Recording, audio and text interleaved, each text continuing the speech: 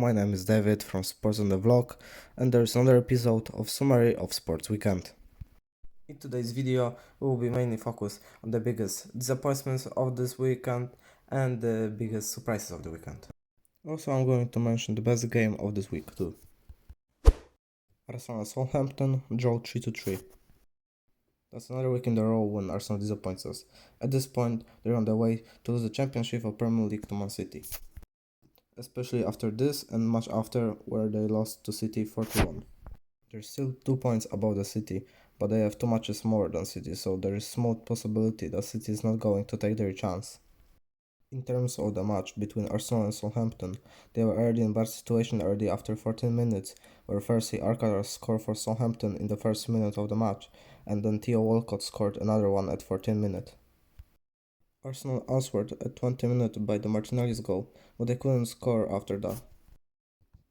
It was even worse after Collicard's goal at 66 minutes, and at this point Southampton led the match 3-1. Arsenal woke up at the end of the match and they scored at 88 minutes and 90 minutes, thanks to their two leaders Martin Odegaard and Bukayo Saka. They drew the match 3-3 at the end, but that was not what Arsenal fans expected. Mainz Bayern Munich win by Mainz. That's another match in which Bayern disappoints us since new coach Thomas Tuchel took this position instead of Nagelsmann. To compare how bad it looks, Nagelsmann only lost 3 matches since the beginning of the season, while Tuchel already lost 3 matches in the few weeks of his work. Because of this loss, they lost first position in the league to Dortmund, even though Bayern won the match against them. At the moment, Bayern is losing 1 point to the new leader. In terms of this match, Bayern at the beginning controlled the game and they scored at 29th minute by the Sadio Mane's goal. By the first half they were at lead 2-0, but everything changed at the second half, where they conceded 3 goals in the 30 minutes.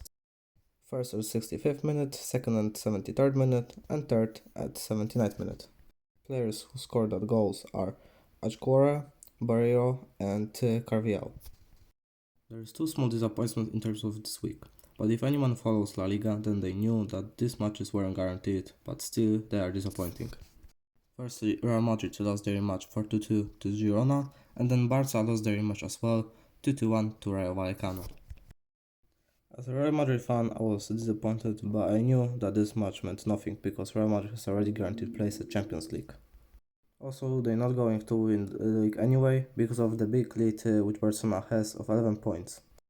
Although I would like to watch them performing well, and this match was disappointment. One thing which is worth to mention is great performance by Casillas, who scored 4 goals in the match.